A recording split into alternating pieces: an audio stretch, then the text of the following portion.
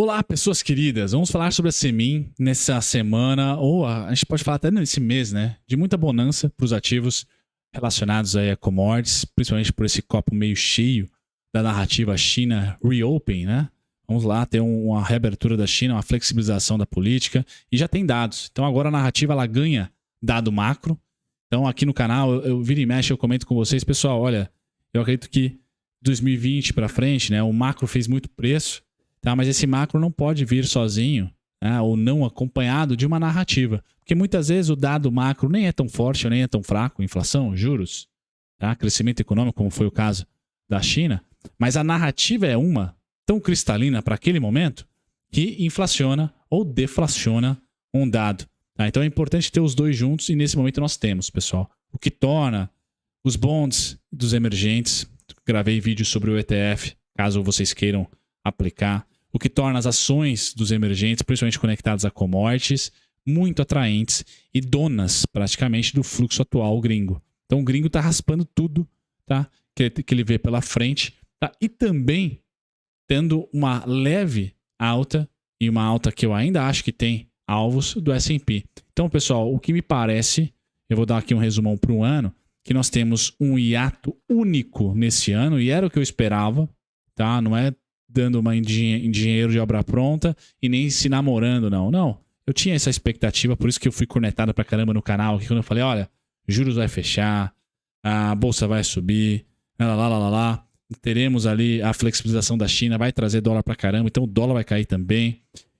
Essa expectativa, pessoal, ela tem ali o fim dela muito próxima, porque o ano ainda é tático, tá? O ano ainda é tático, mesmo se China, por exemplo, vier a crescer 5,5%, 6% esse ano, não é o suficiente para resolver todos os problemas fiscais de todos os emergentes, porque todos estão mais endividados devido ao primeiro problema que gerou os percalços macroeconômicos, que foi a Covid. Tá? Então eu vejo que é uma alocação tática uniforme para ativos de risco esse primeiro trimestre. Janeiro, commodities, e a gente pode ter fevereiro e março ali, sendo mais conectados com as economias domésticas, as small caps e tudo mais.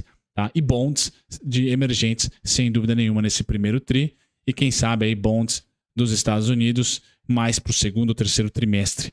Beleza? Do ano. Assim que eles pararem de subir juros por lá, talvez seja um mercado interessante para se olhar, porque os títulos estão já se recuperando um pouquinho, embora a volatilidade lá seja muito pequena. Acho que bonds é mais interessante dos emergentes. Mas aqui eu voei um pouquinho, pessoal, para dizer, esse copo meio cheio no minério de ferro, e é o gráfico que vocês estão vendo, ele tem ainda combustível, pessoal.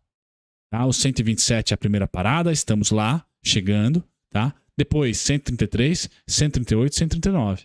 Então aqui, de uma maneira simplista, e eu fiz uma live com o professor Su, né, com o mestre Su, o mestre dos derivativos, uma live muito intensa, ele manja muito, tá? Mas aqui, se, por exemplo, eu operasse minério de ferro, e ele operou já petróleo, né?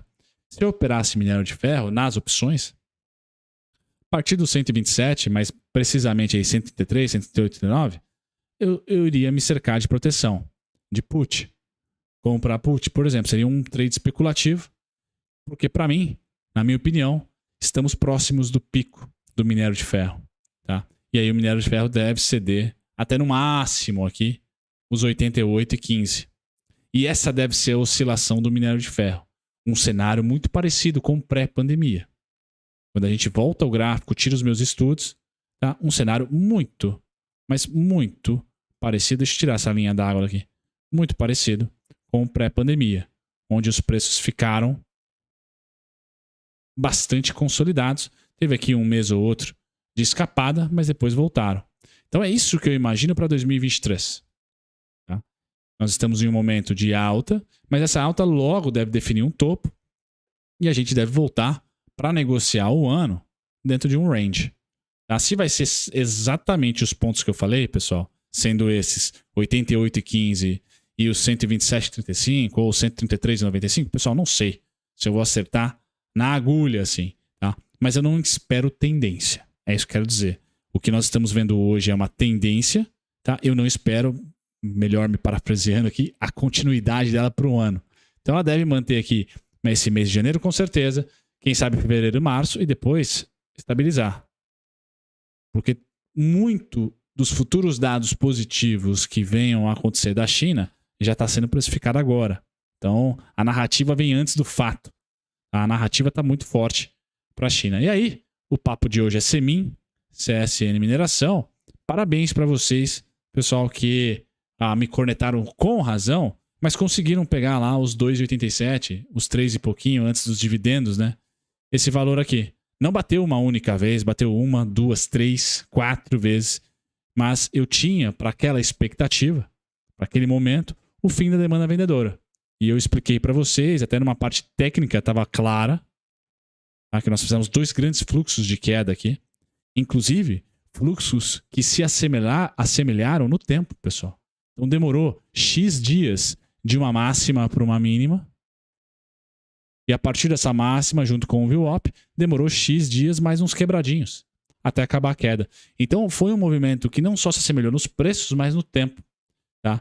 Identificando também, dando um pouquinho mais de ar para análise gráfica, que reflete o comportamento cíclico aí de investidores desse setor de commodity, de mineração, principalmente iron ore, né, que é minério de ferro. Bom, na parte operacional, a Semin, pessoal, tem 2 pontos onde terminam o meu cenário base para o ano. Então, se a Semin romper os R$ 5,02, pessoal, eu começo a errar para o ano. Eu não tinha esse cenário. Então, entre o 4,37 e os 5,2, eu, Bruno, se a Semin tivesse, por exemplo, put, tivesse ali, ou vender call, eu acho, sei lá, meio perigoso. Se for coberta, tudo bem, mas há um risco aqui para você, né, ser exercido. Tá? Por quê? Porque esse é meu cenário base. Não passa daqui. Porém, caso rompa, né, tem os 5,42 aqui, ó. Caso rompa, pessoal, eu não tenho nenhuma resistência até o IPO. Até os 8,50, 6,98, 8,11, lá no começo das negociações da Semin aqui em cima. Então o risco é bem grande aqui. Acho que se for trades longos, tá? Principalmente de opções, agora que eu entendo um pouquinho mais, mas sou bem iniciante, né? Por isso que eu convido a todos a acessarem aqui a live do Sul, que ele fala bastante, né? Vencimentos um pouquinho mais longos, com os strikes mesmo aqui abaixo, né? Pode ser interessante. Porque aí sim, eu não acho que, mesmo que ultrapasse e eu erre, ultrapasse os 5,2, os 5,42 aqui, a gente vai passar muito tempo acima desses 5,2, 4,37. A gente tende a lateralizar, pessoal. Tá? Qual que é a lateralização que eu espero? Entre 5,2 e 3,41 para Semin. Errei, certo? A lateralização vai ganhar um pouco mais de doce aí para quem está comprado, principalmente. Tá? A gente deve lateralizar entre o preço do IPO, região que vai dos 6,98 até os 8,50 ou 8,11, tá? E ter mínima entre 4,37, tá? 4,37 aqui, R$ 5,00. Então são duas teses para quem aloca para longo prazo e não quer girar patrimônio, quer olhar para o mercado de opções, eu olharia dessa maneira. Tá? Melhores compras estão hoje em 3,80, 3,41, 3,6. Tá? Essas são as melhores compras, mas principalmente o 3,41. Tá? Ali para mim é fundo do ano, muito provavelmente. Tá? E agora, nesse exato momento, já começaria a olhar para a realização de lucro para quem é trader e para quem não gira patrimônio, alguma coisa com opção de proteção. Se não, na Semin, tá? Eu esperaria um pouquinho mais e olharia, por exemplo, para a BOVA. BOVA 11 que tem a Vale, tá? Que deve ter um movimento muito parecido aí com a Semin. BOVA 11, pessoal, para mim, também está numa região aqui de entrave, mas ela tende a ter a Petrobras como a principal fiel da balança. Então, se Petrobras vier junto nessa alta das commodities, principalmente do petróleo, BOVA, pessoal, eu só vou querer defender, tá? Só gostaria de ter algum tipo de defesa a partir aqui dos 118. Tá? Então, não é um momento que eu vejo interessante para redear. Essa narrativa China pode subir o nosso índice até o 123.500, o índice futuro, tá? E o SHAE ou o BOVA 11 até o 118, 119. Aqui sim, no BOVA, eu olharia para compra de put. Só aqui, pessoal. Tá? Então, um rápido mergulho, ou melhor, um rápido salto para romper as máximas pré e durante a eleição, para depois voltarmos, tá, para uma estabilização. Não vejo tendência ainda para o Bovespa de maneira geral, pessoal. O que eu vou olhar, o que eu vou ver, o que eu enxergo, tá, é que nós estamos ainda nesse cenário aqui, ó, de lateralização. Pós 2008, por exemplo, nós tivemos bons anos de lateralização. Não acho que vai ser toda a quantidade de anos assim, igual, mas eu vejo que sim, dentro de uma tendência que é lateral, que foi lateral, nesse período aqui, ó, nós tivemos, tá, grandes ralis de alta. E nós estamos nele. Então nós estamos nessa fase aqui, na minha opinião. Se a gente voltar a retestar máximas de 2021, eu não vejo como um bom momento de aumentar a posição. Muito pelo contrário. Eu vejo vendas técnicas aqui ou compra de proteção. Assim como quando e se, e eu espero que volte para as bases das mínimas de 2021 e 2022 também, é um bom momento para se comprar. Porque não há tendência, pessoal. Eu não vejo tendência. Tá? Mesmo que China cresça para chuchu esse ano de 2023, muito provavelmente em 2024 vai vir inflação por lá, tá? E vai fazer bater um pouco nesse crescimento. Estados Unidos, está caindo o crescimento. Europa, está caindo o crescimento em relação a 2021 a 2022. Tá? Por mais que as recessões lá não sejam mais tão severas como se esperavam, principalmente na Europa, não é um crescimento maior que 2021.